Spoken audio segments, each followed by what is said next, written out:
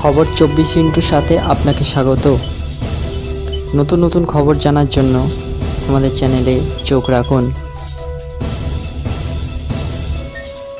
সকালে কর্মস্থলের জন্য বাড়ি থেকে বেরিয়ে সমস্যায় পড়লেন লোকাল ট্রেনের যাত্রীরা। শুক্রবার সকালে অবরোধের জেরে থমকে গেল শিয়ালদহ বনগাঁ শাখা ট্রেন চলাচল।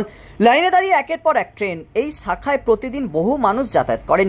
সেই রুটেই আপ ও ডাউন লাইনের ট্রেন চলাচল বন্ধ রয়েছে সকাল থেকেই। অশোকনগর স্টেশনে চলছে অবরোধ। এদিন সকাল 7:30 নাগাদ ডাউন মাঝরাট লোকাল অশোকনগরে পৌঁছতেই যাত্রীদের একাংশ অবরোধ করেন। বেশ কিছুদিন ধরেই এই মাঝরাট লোকাল নিয়ে ক্ষোভ তৈরি হয়েছে যাত্রীদের মধ্যে।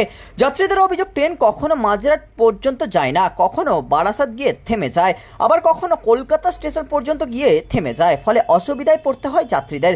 দিনের পর দিন এই সমস্যা চলতে থাকায় আজ অবরোধের সিদ্ধান্ত নেন যাত্রীরা। তাদের দাবি, মাঝরাট যাওয়ার সব লোকাল ট্রেনই অনিয়মিত চলে।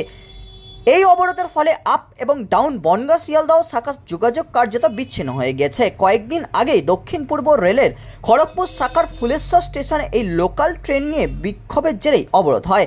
অভিযোগ ছিল, ট্রেন লেট হওয়ার নিত্যদিনের ঘটনা হয়ে গেছে, ফলে অফিস টাইমে হয়রানি হতে হচ্ছে যাত্রীদের।